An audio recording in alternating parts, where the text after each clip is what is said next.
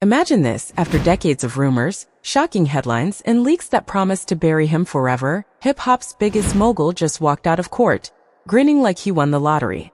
Sean "Diddy" Combs, a man accused of racketeering, trafficking, intimidation, even orchestrating violence, stood in front of a federal judge facing charges that could have locked him up for life. But when the verdict came down, the whole world froze. Not guilty of racketeering. Not guilty on 2 major counts. Guilty on just 2 charges: transporting women for prostitution. For most people, that's still a huge crime.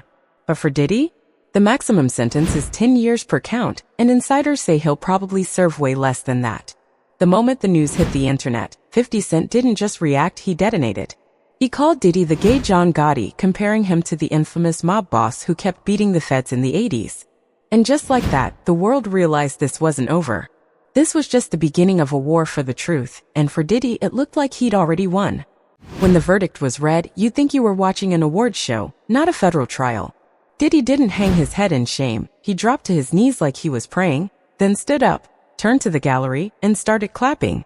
And they clapped right back, family, lawyers, friends, all cheering like he'd just won a Grammy, not just dodged decades in prison.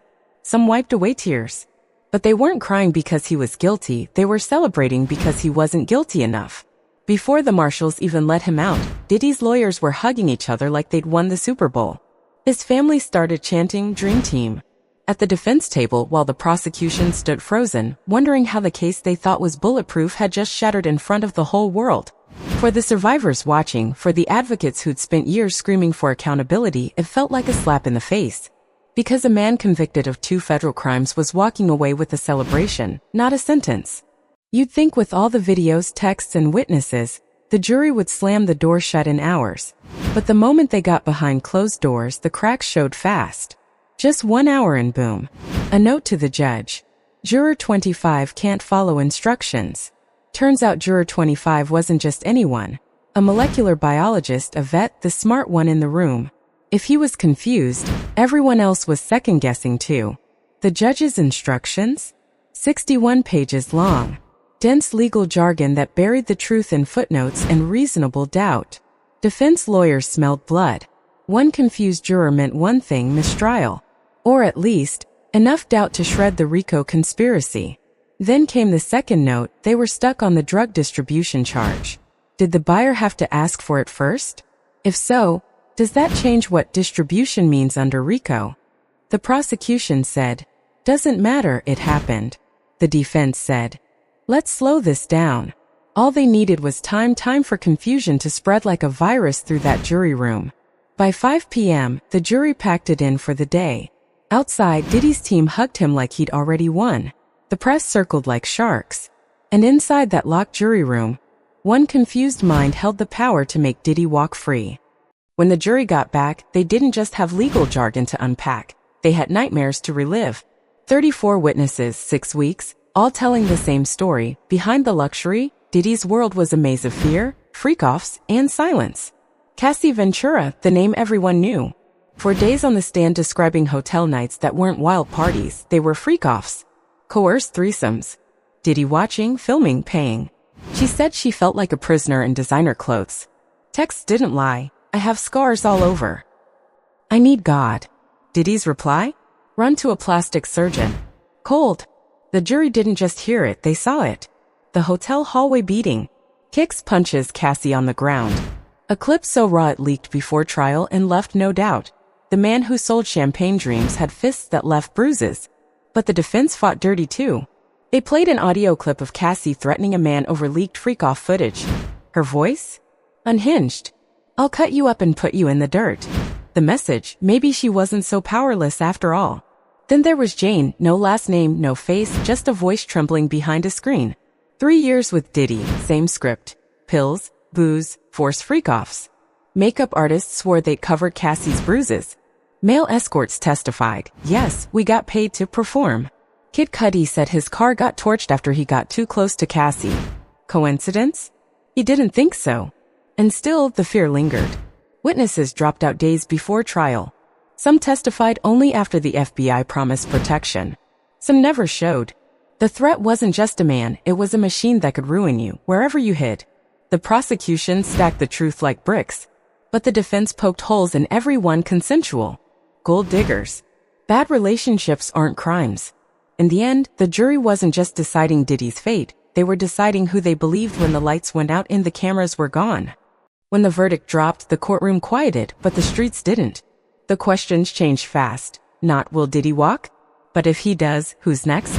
Because a kingpin never falls alone, he drags shadows with him. And who better to light that fuse than Suge Knight? The man who once made Diddy's night sleepless dialed in from a prison cell to pour gasoline on every rumor. Diddy's an FBI informant, been that way. He's gonna flip. He's gonna name names. Wild? Maybe? But Suge's word hits different when you've stared him down in the same dirty game. If Suge's right, the list is longer than the courthouse steps. Clive Davis. Oprah. Tyler Perry. Names that trended because fans connected dots in every VIP lounge and black SUV they could find. The theory? If Diddy talks, the feds won't just settle for a fallen mogul, they'll go hunting for anyone who broke bread in the shadows. Then there's Corey, the ghost in every conspiracy blog. The rumor? Corey helped bankroll Bad Boy's birth with drug money. Did time. Got a life sentence. Then, poof, a quiet pardon, slipping back to LA like nothing happened. Suge said Corey paid Keffe D's son, yes, that Keffe D tied to Tupac's murder. So if the feds press Diddy, does Corey's story surface too? And does it drag Biggie's ghost and that Vegas sidewalk back into the headlines? Online, the fan base divided into cults overnight. Some see Diddy as a rat in waiting, ready to swap secrets for less time. Others swear he's untouchable, an icon too rich to jail. Meanwhile, those who spoke up once are already checking over their shoulders twice. Because if Diddy flips, the ones he flips on might want him quiet before he talks. In the end, the Suge Knight phone call did more than rattle the cage. It put the whole industry on notice. If this was a house of cards, someone just opened the window. 6 weeks in court. 34 witnesses. Hundreds of texts, tapes, bruises, hush payments. And still the whole house of horrors came down to 2 words. Reasonable doubt. That's what kept Diddy standing while the gallery clapped like they were at a tour stop instead of a federal courthouse. Cassie Ventura told her story for 4 days straight. The freak-offs, the hotel surveillance, the texts about scars and surgeons and secrets too ugly for daylight. Then came Jane Doe, voice trembling through her alias, spelling out the same nightmare. Pills, parties, power plays, all under Diddy's thumb.